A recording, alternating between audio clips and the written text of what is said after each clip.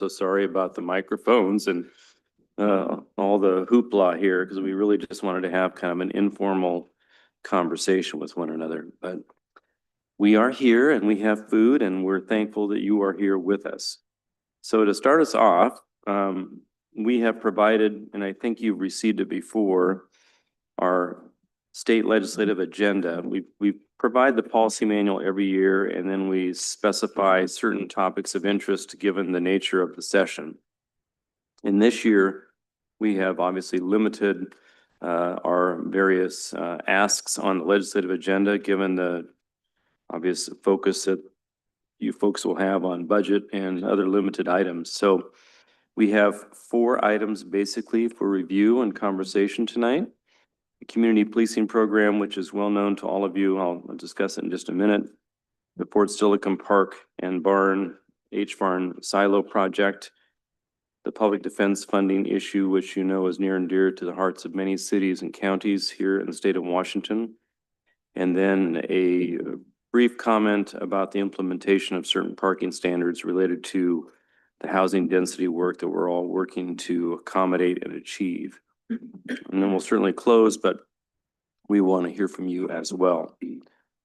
So that is the limited nature of tonight's agenda to kind of keep the ball rolling. My portion of the topic tonight is the community partnership program at Western State. I think it goes without saying, this has been a priority for many, many years. We ask your indulgence with just a few points.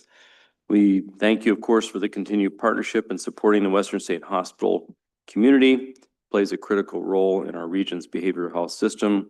We're certainly excited about the prospect of the new facility that's being built. It's interesting to see the first 2 cranes in Lakewood's skyline in many, many years. So it's coming to fruition. We have three cranes now. That's awesome. As you know, we have long operated that partnership program to ensure a safer environment on or around the hospital campus, supporting patients, staff, and certainly the surrounding neighborhood. The program has done well. We understand and are grateful that you included $640,000 in the 25-27 operating budget. It allows us to continue providing those services to the hospital that provide the safety that we all have come to know and expect. To ensure the continuity and to avoid uncertainty every 2 years, we would ask that the legislature consider codifying the community partnership program, which will make it part of the DSHS maintenance budget. We understand that Senate Bill 5286, sponsored by Senator Jeff Hawley, might help us achieve the goal. Apparently it passed in the House, or the Senate rather, but didn't make it quite through the House. So we know the state budget deficit is ever present and is going to be challenging for all. And so we're looking for options and opportunities for discussion in that regard to help you help us with the community. So that was the pitch on the community partnership program. It's been longstanding. As you know, we've appreciated your help in maintaining that over the years. Any thoughts or questions on that? Well, thank you for the opportunity to be here tonight. Sure. I've always enjoyed this and I haven't missed it. And I think this is year 7 of joining you. And congratulations to Deputy Mayor for her award last night. I watched the council meeting and it was great to see you get the award along with Ben St. Clair, who's been great for the Suburban Times, and was very sorry to see him leave, but certainly understand that he's given 20 years of service. So it's time for him to move on and enjoy his life. So grateful to be there.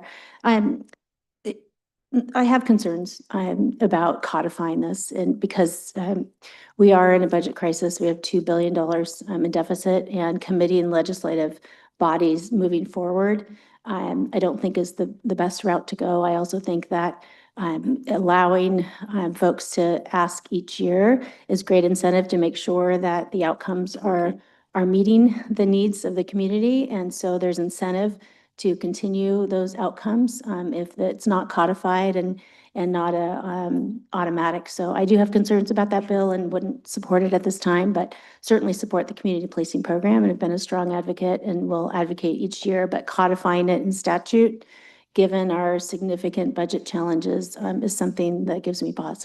Okay, thank you. Welcome. Good to see you. Very good. Well, Good evening. good afternoon, or Rep. Morgan, good to see you. We're just kind of going through the 4 priorities in our packet, but feel free to help yourself to some refreshments if you'd like. The next particular topic is the capital ask on the Fort Silicon Park H Barn Silo Preservation Project. And for this, we have Councilmember Brandstetter.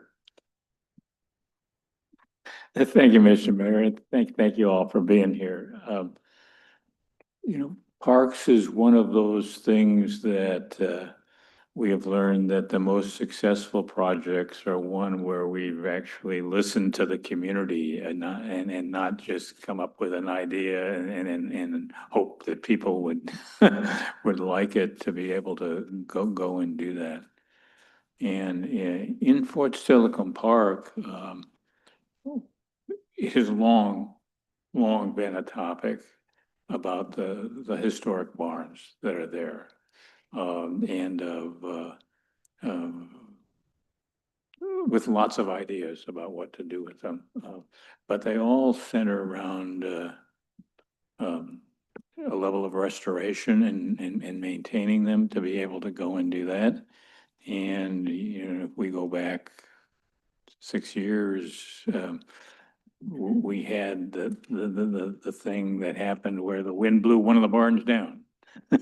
So we don't, we have one less barn than we had at that time. But in terms of listening to the community, that the community in recent years has become focused on what's called the H barn because it was shaped that way. It's really 2 barns, but with a connecting corridor to be able to go and do that, in doing all that. And the community has been telling us that that's something that you should do something with, that you should, make it so that it's got utility in as many ways as being able to go and do that while also preserving it to be able to do that. And this is something that the community is not just telling us. This is something that the community is acting on, okay? And in fact, the community, through the Partners for Parks coordination, has actually raised $3.5 million towards the idea of bringing this facility into greater public use than just a photo backdrop. And and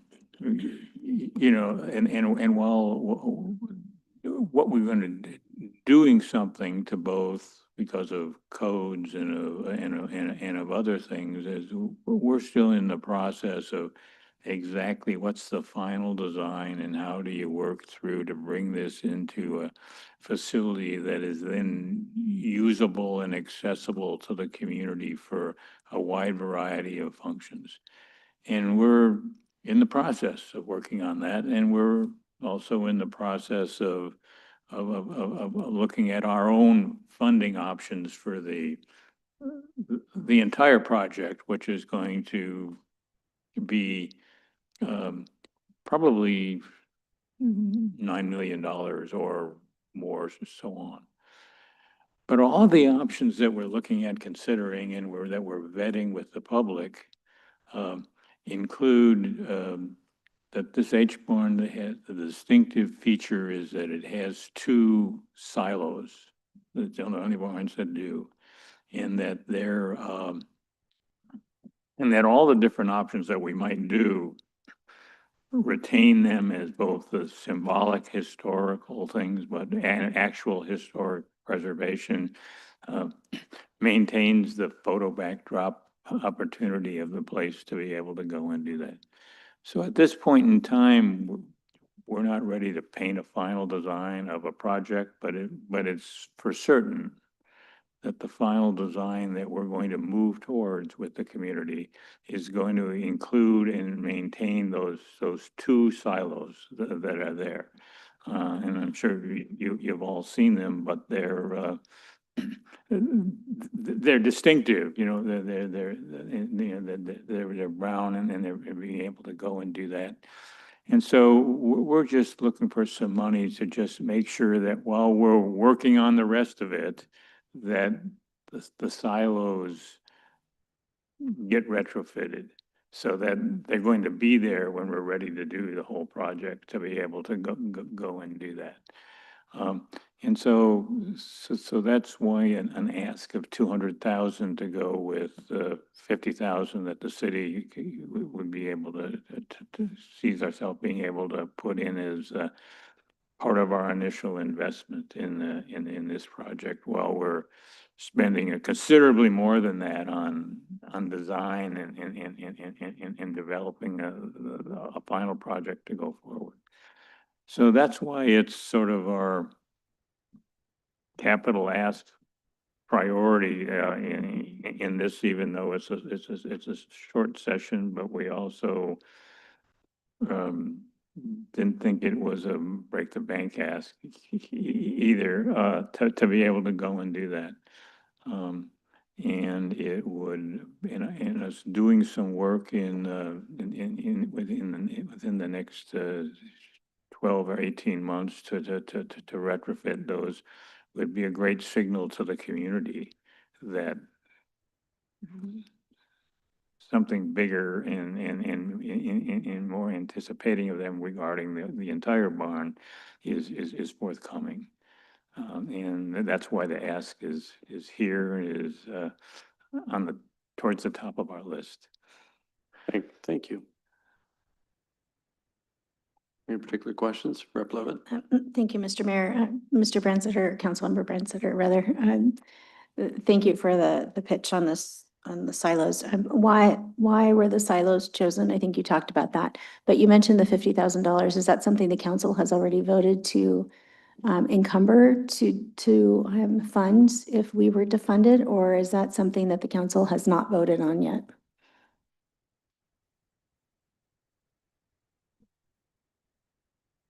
I can help. It is something that, one, we have already spent some dollars on. It is something that we've had discussions that we have talked about, varying internal funding sources that we have, that we feel we're going to need to use to go for this, that we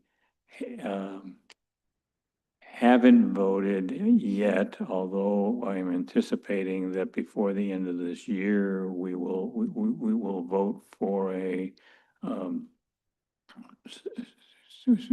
our lodging tax advisory committee is looking to start that funding project with a $2 million. We've asked them to make that recommendation to us so that we can incorporate it into our budget to do that. And we've discussed, depending upon how the final design cost estimates come out, about other sources that we can have, including, quite frankly, to get a project done sooner rather than later, doing some bonding with some bonding capacity that we have with both lodging tax funds and quite frankly, other funds within the city's bonding capability. Thank you. So just to be clear, the $50,000 has not been voted on by the council, and that will be voted on by the end of the year, or when will that be voted on in terms of contributions? I guess what I'm saying is, you know, the state likes to be last dollar in, not first dollar. And if you all haven't voted on any dollar, it's really hard for us to press forward on a project that you haven't committed funds yet on record for. Let me clarify with the city manager. I think we accepted the recommendation of lodging tax to allocate 2 million for this project. Yeah, council has voted on that lodging tax package, which includes 2 million for. Yeah, that's been voted on. That's on record, so we can see it specifically for this Absolutely. project. Okay, please send that. Well, it's toward the Thanks. project. Yeah. Okay, and Yeah. so what is the total project cost? That's one of our problems, is that depending upon the decisions that are made about the scope of what is done with the interior of the building and being able to go in that, we had estimates for between 7 and 13 million. And so that's one reason why we haven't made a final final decision other than to fund going ahead with getting to a 60% design idea and with, again, working with folks from the community about what should be the design and what is the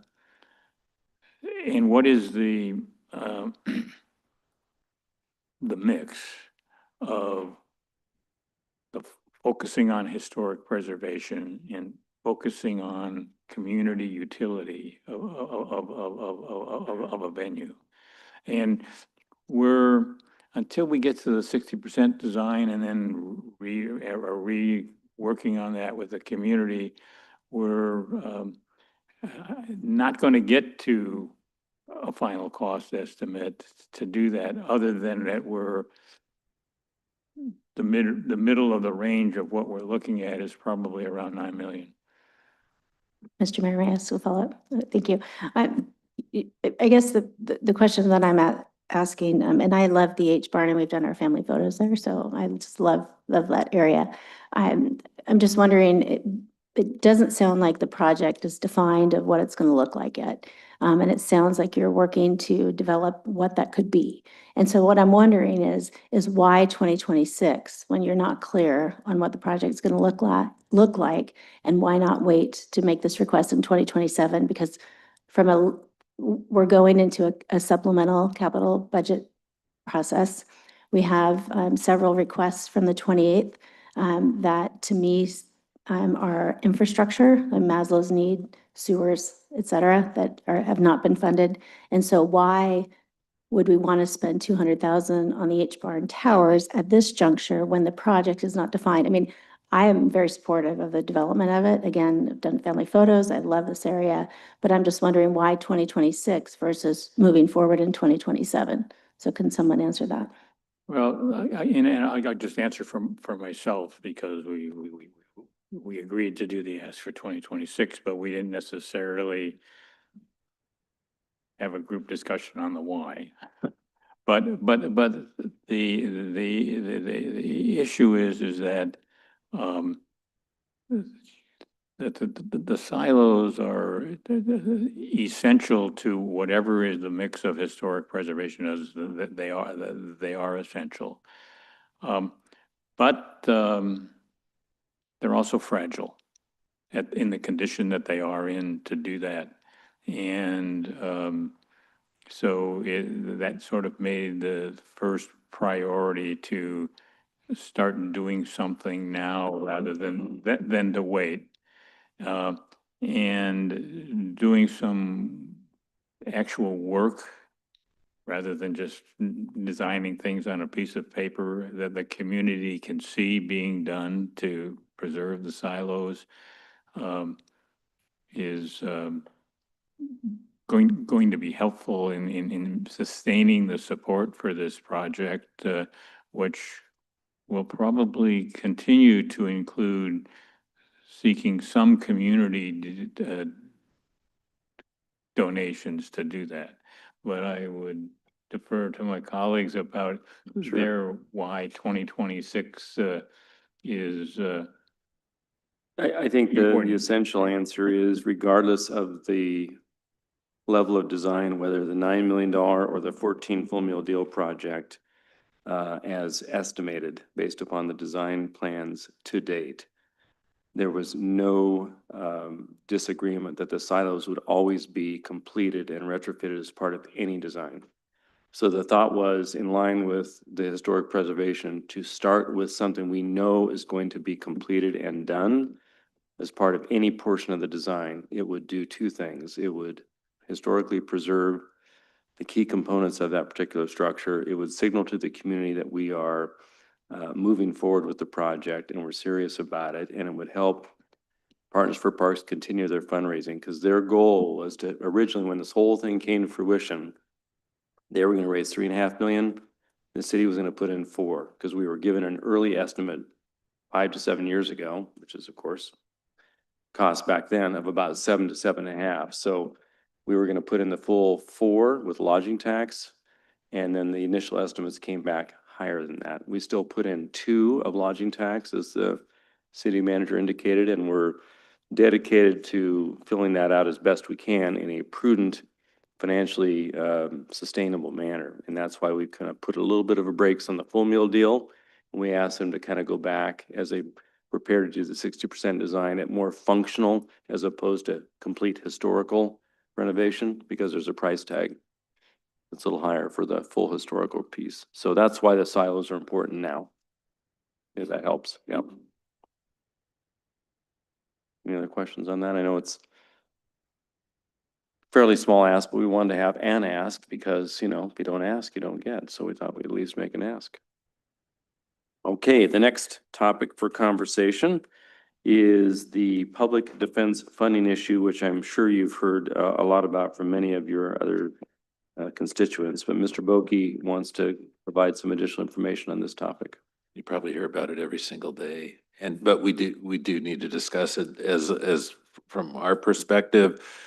Really do appreciate that there are grants that we are receiving from the state with $40,000 grant, and then another 40,000 for simple possession, advocacy and recovery, a SPAR grant that helps with our estimate of a little over $1 million in indigent defense costs.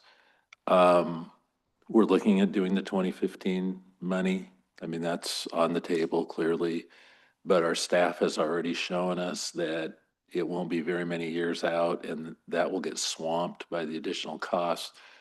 So not only are the indigent defense standards increasing, but the bar, the attorneys see us coming now, right? I mean, we just signed on to a contract here recently that was much, much higher than what the last one was. I mean, it's just the costs are increasing. They're getting paid more. Good for them.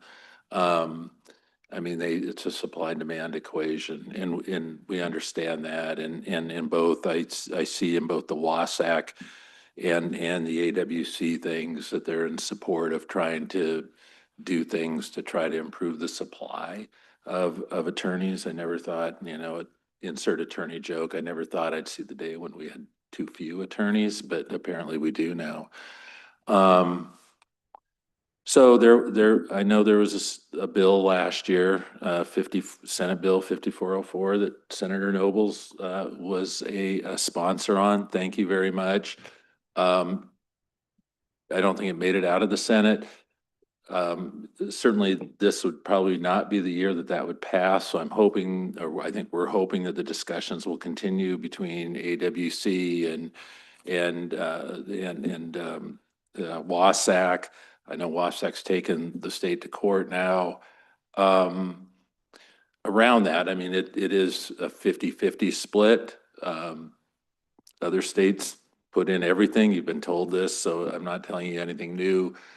But with the 2015 money and a 50-50 split, but I realized I didn't bring the fiscal note with me, but I saw the fiscal note and it would choke a horse, right? I mean, it's like, it was $200 and something million in the first year. Understand that that's going to be an issue going forward. So I don't know what kind of discussions you're going to have surrounding that. I don't think that I'm expecting that there'll be this grand bargain unless people are talking about that this year, given the situation that you're in, and it's a short session. But just wanted you to realize that we will comply. We have no choice but to comply.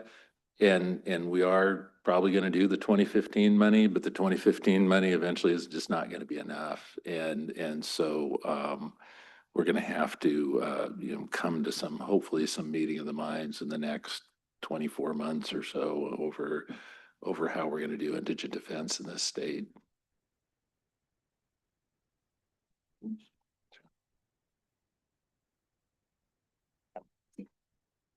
Thank you. How much money are you getting from the 2015 money?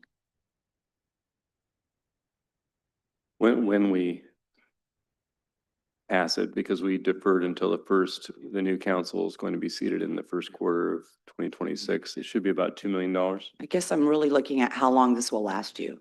You say it's going to run out. When will it run out? I thought you gave us that thing, it was about 5 years. Yep. So according to our analysis here, even with that 2015 tax, we would break even in 2027, and then we would have a delta starting in 2028. And even with that tax, by 2035, there's $2 million to our general fund. There's a delta there. So, yep, there's a delta that starts growing as soon as 2027, even if we were to implement in 2026. Yep. Rep. Leva? Thank you, Mr. Mayor. Mr. Vargas, when you say there's a delta in 2027, that's assuming that you put all the money towards public defense, correct? Correct, because the 2015 tax could be used for any public safety purpose. So even if we put 100% into public defense, we break even, and yeah, it starts growing in 2027. So if you didn't put all the money into public defense, you wouldn't necessarily have a delta, correct? Because you're going to be supplanting the dollars that you currently spend on public safety. Is that accurate? Well, it's still, well, maybe currently, yeah. Yeah. It's additional funds into indigent defense. I think the contract just this year alone, and we're nowhere near where the case standards are heading down, is another, what, 400,000 or 500,000 just for this next year?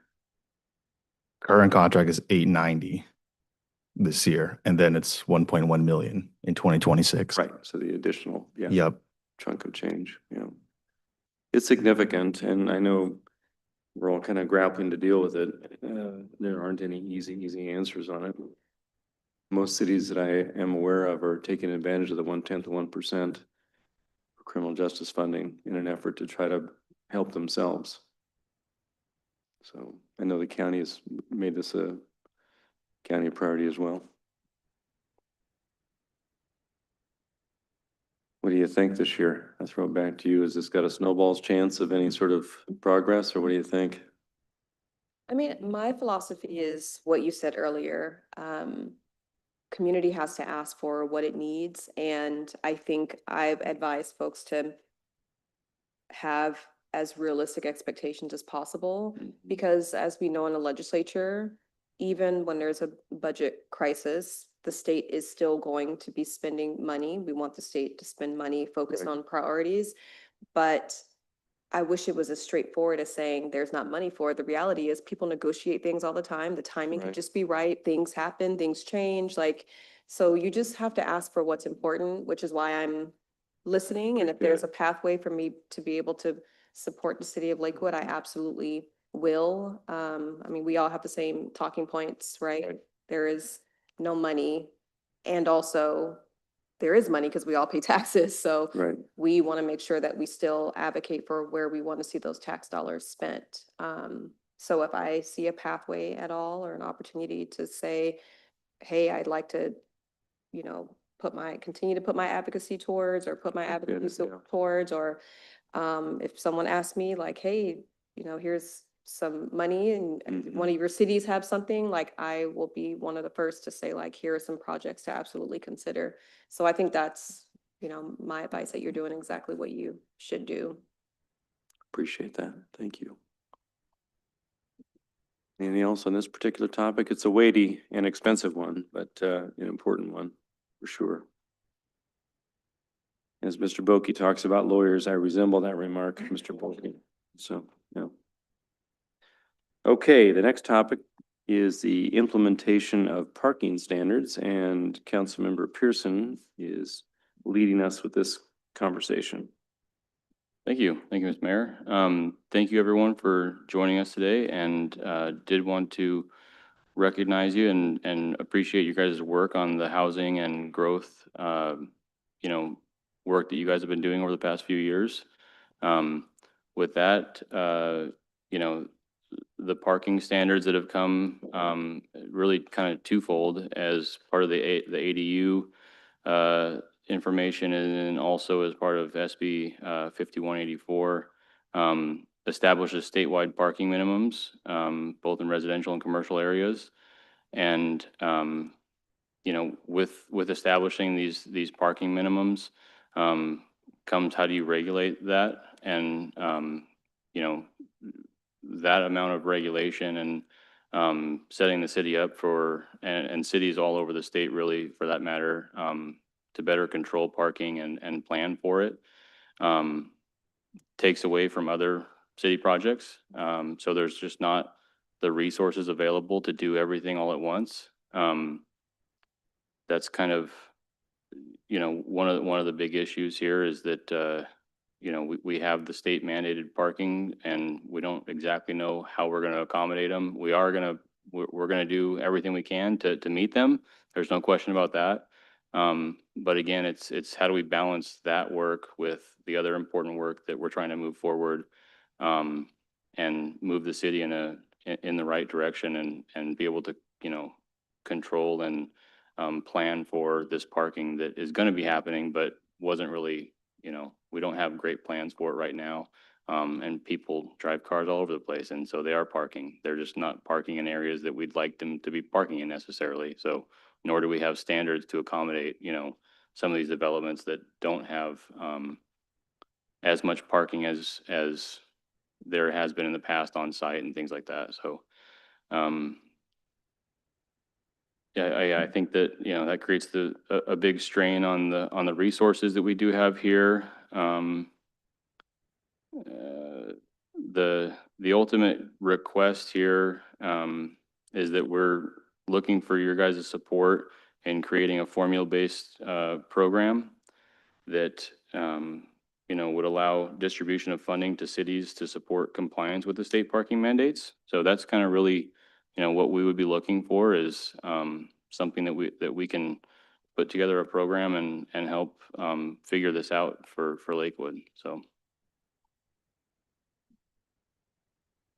Thank you, Mr. Pearson.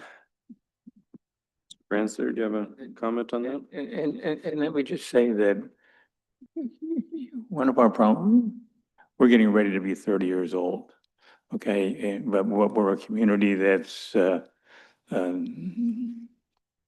here for 90 years. We haven't been a city for for about 30. But we have a hodgepodge of streets and roads and environments. Okay, so we have roads with 40-foot right-of-ways and roads with 50 and roads with 60 and even some with 80-foot right-of-ways.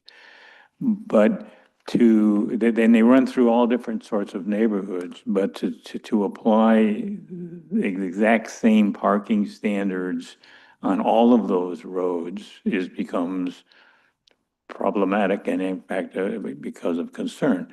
And the legislation did say you can take a look at individual locations and see places where standards maybe should be relaxed or changed or don't necessarily actually follow the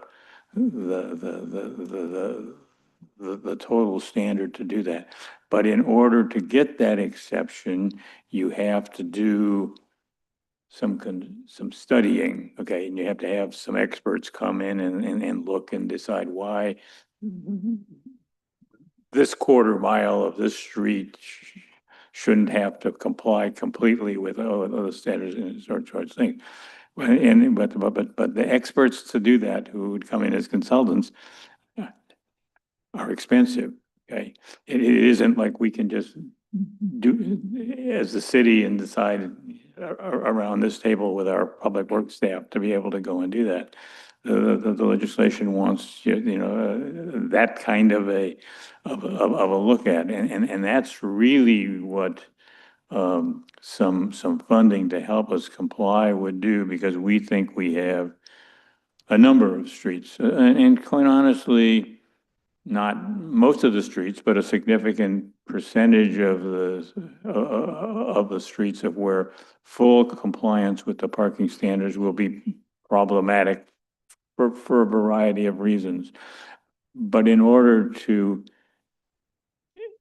get the relief from those standards, we've got to do these studies, and those are what is in the short term are really expensive to us.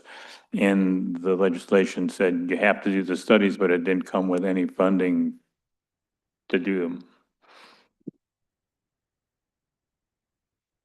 Rep. Lowe?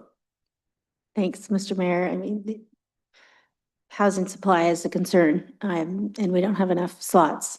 We know, to give reference, since 1986 in the Housing Trust Fund, we built 65,000 units. We need 1 million homes by 2030. If we don't increase housing supply, rents will go up. The biggest factor to minimize rent costs is housing supply. That is a fact that's been studied and proven time and time again. So I guess I would say that those parking regulations are, we provided an avenue for an exemption if you can prove it. But it's not we didn't provide funds for it because that is a council choice to ask for an exemption. Every council can choose to ask for an exemption or not choose to ask for an exemption. And from a state perspective, it doesn't make sense, in my view, and having served on the housing committee for several years, if we were to provide monies for an exemption for every city, what we're saying is, why did we do the bill? Why did we move forward? We know that parking and staircases, depending if it's a multifamily unit or not, are some of the most significant costs for housing supply. So if a city chooses an exemption, which is allowable under the law, that is a city choice to make a determination if you want to comply or if you want to apply rather to that opportunity. But to provide grants to every city to exempt yourself from the parking regulations diminishes the opportunity to increase housing supply. I mean, we are in a serious housing crisis, and in fact, I was on a call just an hour ago with several folks, and we talked about housing supply at all places, at all times, and in all manner, and within safety concerns and with safety mitigations and safety opportunities. But if we don't increase supply, we are never going to meet our goal of 1 million homes. And we need housing at all price points. We need housing in the 0 to 60. We need housing 60 to 80. We need housing 80 to 120, and we need above 120.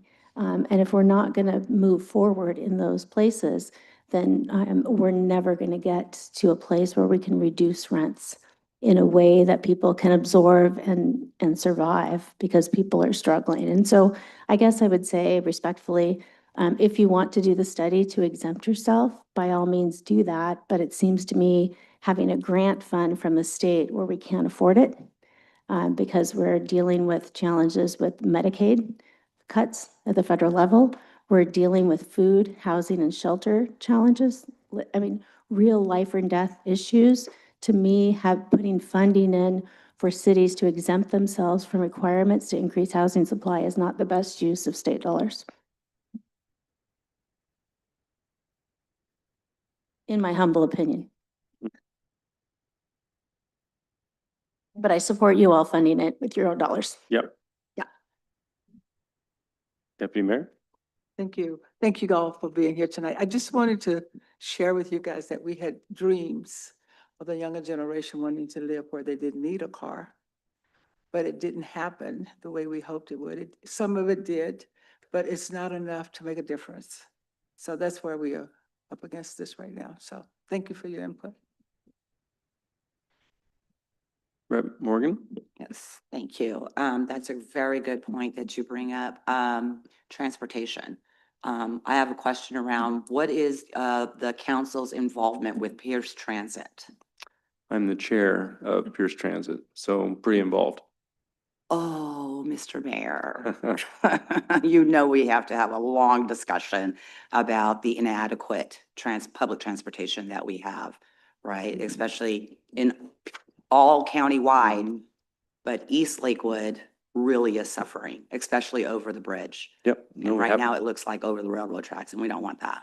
Happy to have a conversation, and I think Pierce Transit, the board will likely make the decision to go to the ballot this year to get the full authorization from 0.6 to 0.9. And that will increase not only the breadth and depth of the service offerings, but will increase service hours to do exactly what you're referring to. They have not had an increase similar to any similarly sized transit agency in Western Washington for years and years. I mean, they're really doing what they can with the lowest dollar amount, cents per dollar out of any of the local transit agencies. And so they're going to be going to the ballot likely this year.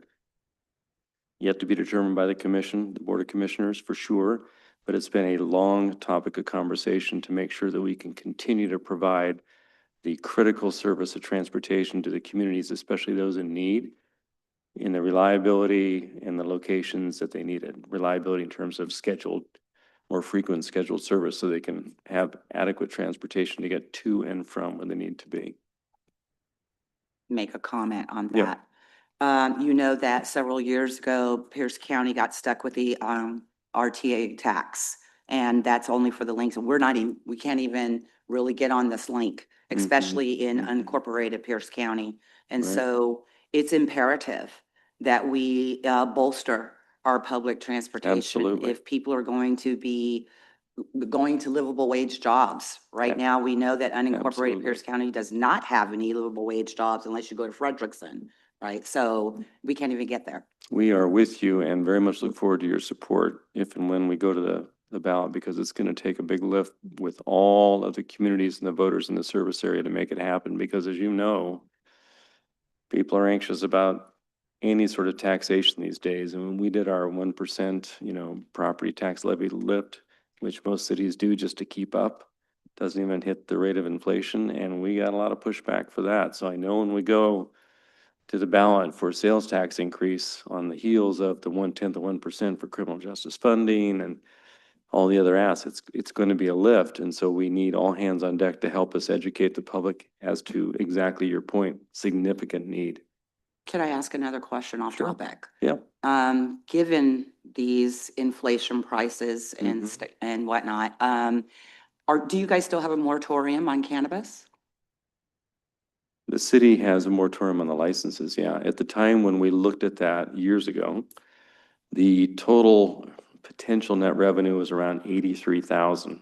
It wasn't a lot in line with what we heard at the time from the business community. They were against it, and the school district was adamantly against it. And the board and a lot of the voices influenced the then council to not allow those 2 licenses that we were authorized.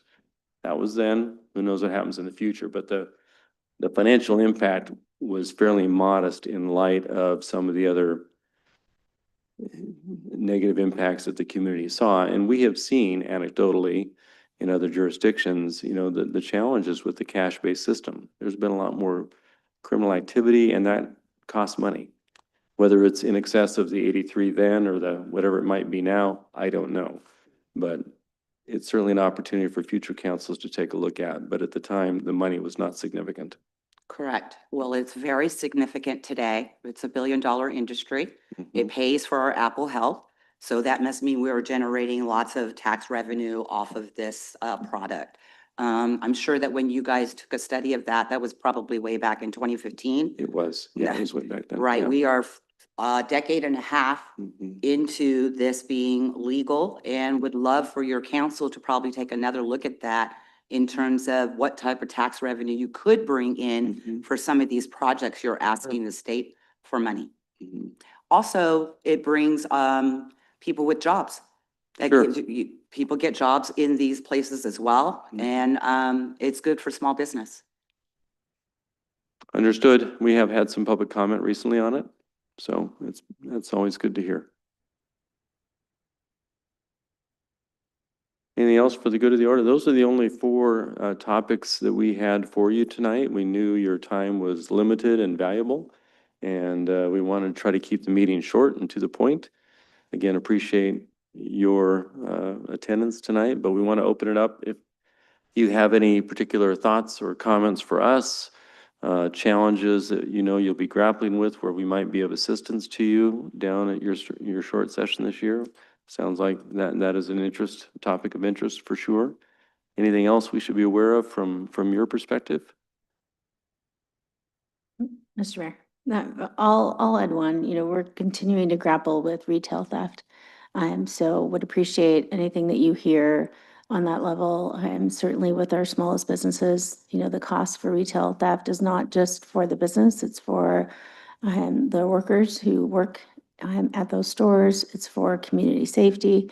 It's a $3 billion hit to our state economy, so we're losing over 300 million per year in taxes to our state budget, which we desperately need right now. And so ways to mitigate retail theft is going to be a focus this upcoming session.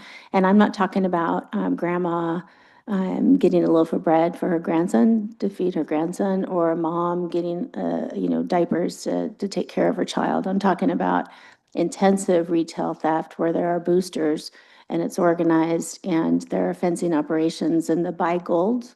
Many of those buy gold operations that you may see driving by, they're not buy gold. I can assure you of that.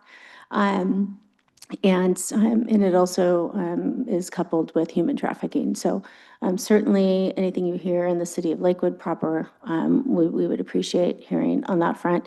And then also certainly childcare continues to be a focus of our session, and how do we mitigate? We know workers can't get to work if they don't have childcare options. We appreciate your zoning changes that you've made. And Pierce County has made that. Thank you, Pierce County. I look at Paul Boki. That's not his role tonight, but can't help it. And at a state level, we passed a bill that was brought forward by Senator Riccelli that really opened up opportunities for those who are in proximity to a base for childcare centers who are licensed by the federal government to be able to access slots for community. And so all of that is helpful, but we certainly can do more. So I guess those two issues certainly will be at the forefront as we go. And then, of course, housing at all times, in all places, and in all ways, because if we don't address our housing crisis, we're never going to get closer to where we need to be by 2030. Nothing profound here. I just always appreciate the open dialogue that we have as partners in service with the state of Washington and the people of the community of Lakewood. So thanks for the opportunity to be here tonight and hear the thoughts and concerns and the needs of the city. And we'll continue to collaborate together to make sure that those needs are met. So thanks for having us. Thank you. And if I could, Rep. Levitt, I think your comment on retail theft is really well taken. If I could provide some context that may be helpful in not just that conversation, but also the conversation about the indigent defense funding. In my other day job, as you may know, I'm the city attorney for a different city.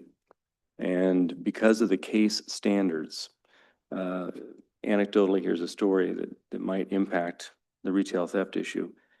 Because the indigent case standards are coming down, cities can only afford so much, and we can only obtain so many indigent defense lawyers on a contract.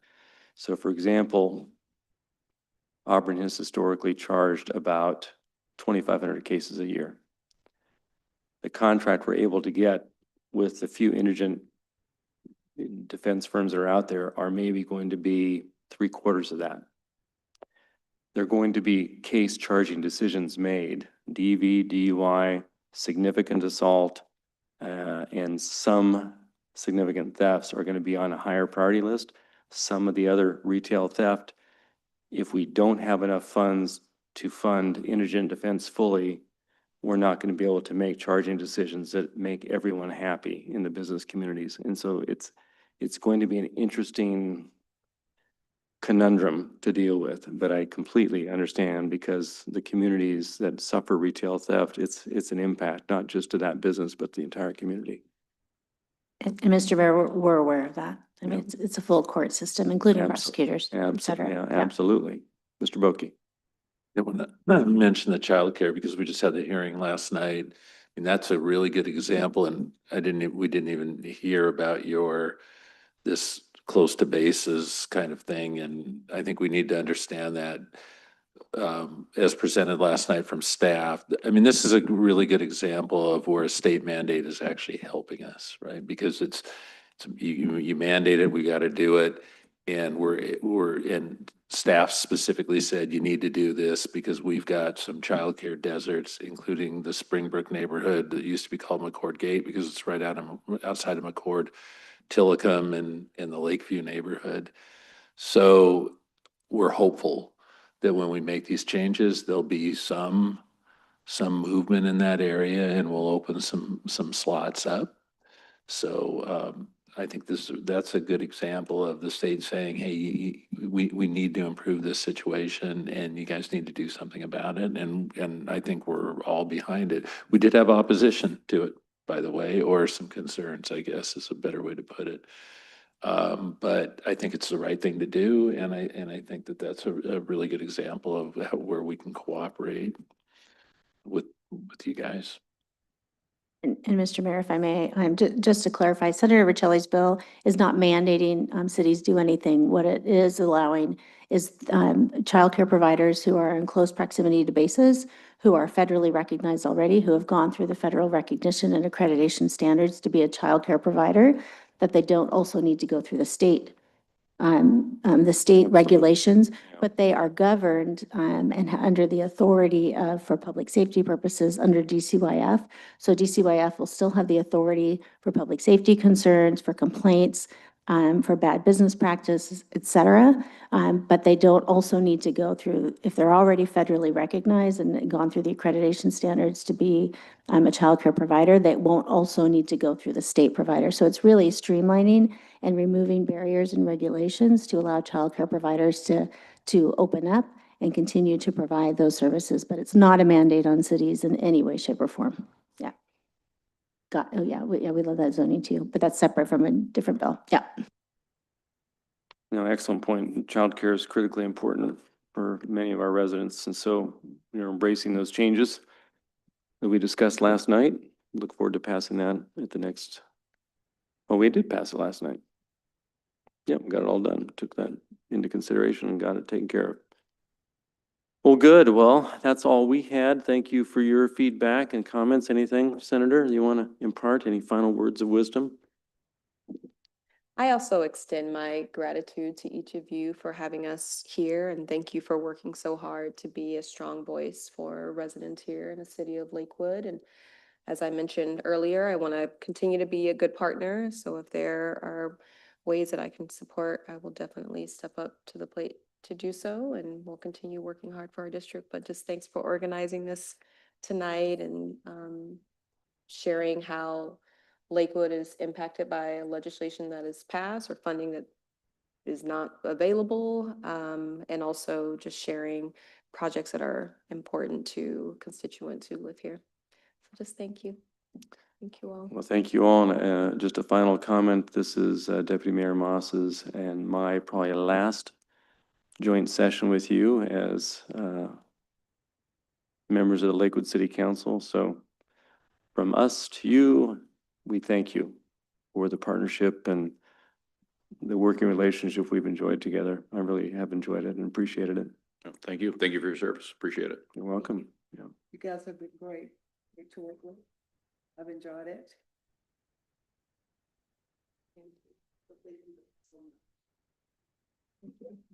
Well, don't leave without taking something home for either you or your family. And All right. thanks again. And we made it right on the dot at 7 o'clock.